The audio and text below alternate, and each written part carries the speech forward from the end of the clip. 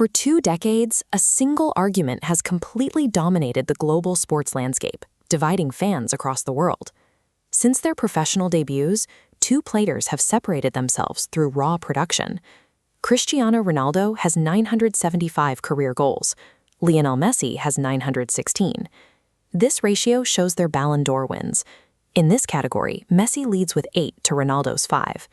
These astronomical totals are often treated as the final word, but the foundations of this rivalry weren't built at the peak. They began with 2 children who weren't expected to survive the physical demands of professional football. Long before the records, there were 2 distinct medical crises. For these boys, reaching the professional level required overcoming physical limitations that typically end a career before it starts. Surviving that early trauma forged an obsessive resilience in both, but it led to 2 entirely different ways of playing the game. Growing up in working-class Rosario, Argentina, Lionel Messi displayed an immediate, undeniable connection to the ball. At 11 years old, doctors diagnosed him with a growth hormone deficiency. His physical development was expected to stall, making a professional career statistically unlikely.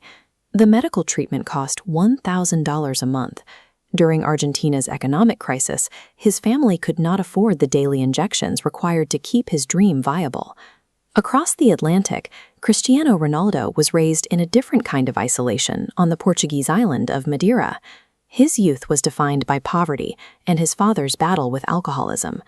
On an island with limited social mobility, football was the only visible way out.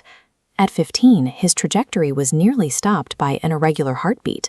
He required emergency heart surgery just to continue training. For both boys, the sport was a lifeline out of physical and economic despair. That early desperation became the engine for their entire careers. Messi's family eventually moved to Spain to find a club that would fund his medical treatments. He signed his first contract with FC Barcelona on a paper napkin. Even with treatment, he remained significantly smaller than his peers.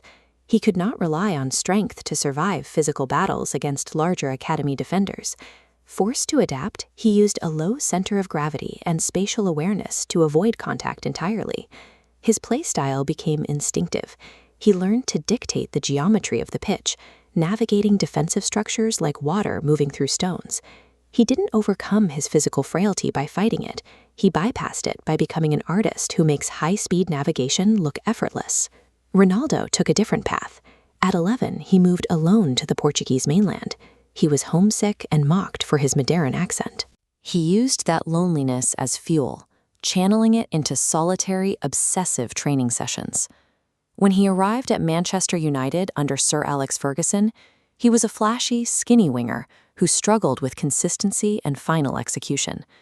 He began a program of total biological optimization.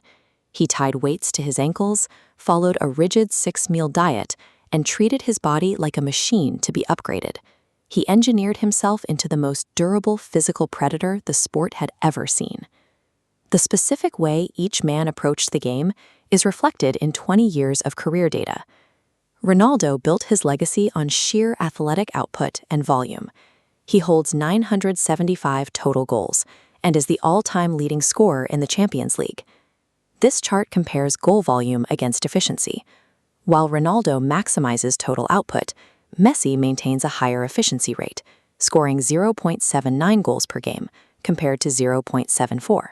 Moving to their roles as creators, Messi holds a massive lead in career assists, 414 compared to Ronaldo's 261. The data mirrors their identities.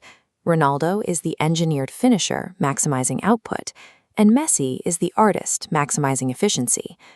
When they collided in La Liga, playing for rival clubs, they entered a decade-long arms race. Their proximity changed what was considered possible. Both players routinely broke the 50-goal barrier in a single season, a number that used to be a once-in-a-generation outlier. They held a total monopoly over the sport's highest honors, winning the Ballon d'Or almost exclusively for 10 years. This sustained dominance happened because they had each other. The artist required the engineer to keep testing the limits of human performance. The debate over who is superior can never be definitively settled by data. Choosing a side is a societal Rorschach test. It asks whether we value the magic of innate, quiet genius or the relentless, engineered discipline of a self-made athlete. They didn't just win trophies, they established two distinct, enduring paths for what it means to be the greatest.